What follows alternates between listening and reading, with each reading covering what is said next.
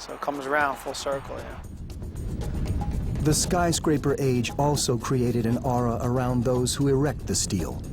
Iron workers, men with the strength to connect 60-ton steel columns and the agility to do it balanced on a 12-inch wide beam, more than 1,000 feet in the air.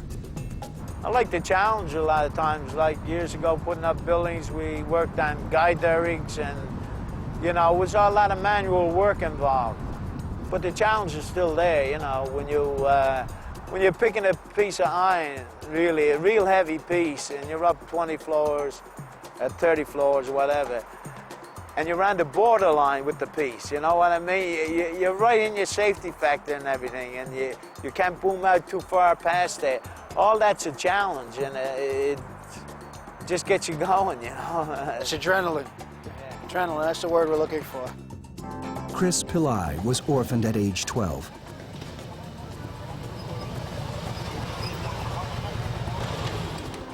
By the time he was 18, he was on his own and eventually made the ironworkers of Local 40 in New York his family.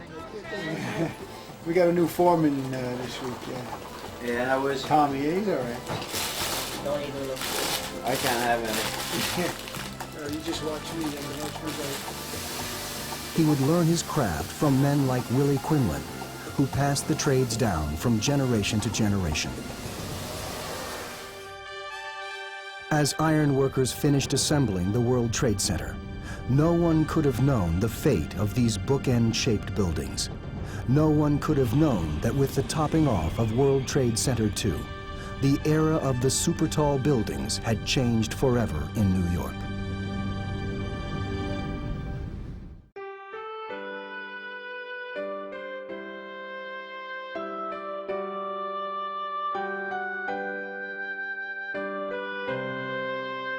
Just as World Trade II was nearing completion, an 18-year-old Irish carpenter named Hugh Smith was arriving in the United States. I came over here to New York playing Irish football. We were invited out here to play in New York, Boston, and Philadelphia. We came here in September of 1969.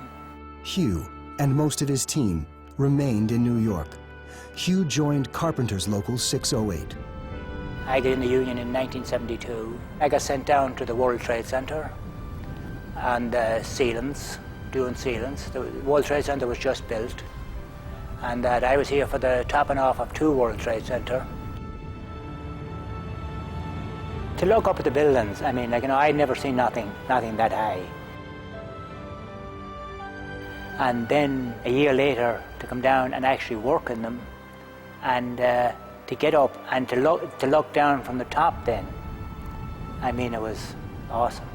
I went back home to Ireland, and I was telling people at home, and one guy that I met there, he worked on the Empire State Building, and he said, oh, he used to, years ago, like, you know, look out and he'd see the helicopters flying by. I said, we were in a building now and we looked down on the helicopters.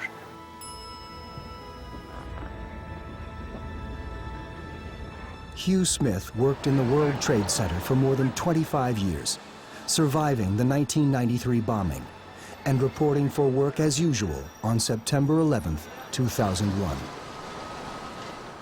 Several of Hugh's carpenters were working at the top of the North Tower on a job at Cantor Fitzgerald. Hugh went across the street to 1 Liberty Plaza. Out in the street, going down the street, and somebody said, the plane has hit the Trade Center.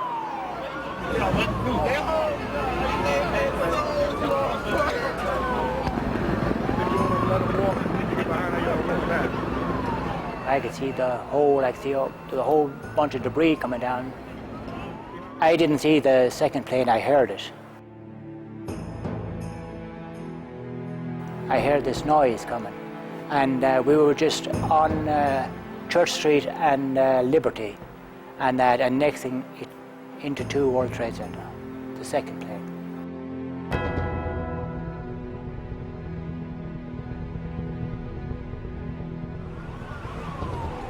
So we started to go down, and the cops pushed us away and said, no, get out of here. Hugh was trying to get to the building to find his fellow carpenters on the top floors of the North Tower. We turned on to West Street, and what we seen on West Street, I wasn't prepared for it. I don't think anybody was prepared for it. There was parts of bodies, parts all over the street. We got to the corner of Liberty and West, and I looked up, and for some reason I thought I seen the top of it move, of 2 World Trade Center. And then we heard the noise, and we seen the top, what we thought was the top coming off. We turned around and started to run. I fell, I went down, I slipped and fell. I got up, and I looked behind me, and all I seen was a cloud coming behind me. Gigantic cloud with a roar like a freight train. And it hit me, and it picked me, and it threw me, I think, across West Street. I ended up on the other side of West Street by the financial centre, and I'd up against a fence. How long I was there, I don't know, but I mean, it's just like somebody turned out the lights. It got completely dark. I put up my hand to my face. I didn't know what happened. I put up my hand to my face, and I couldn't see it. I says, I'm blind. I thought maybe I was dead. I didn't know. Hugh tried to find his way home to Brooklyn. In a daze, his shoulder injured from the fall, he went the wrong way, walking back toward the one remaining tower.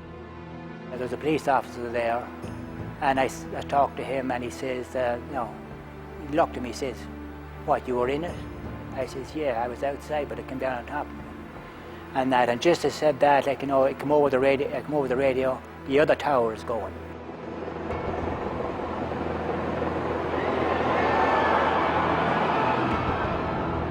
I think we actually fainted when we saw the tower go down, because we were just like, oh my God, this is it, it's over.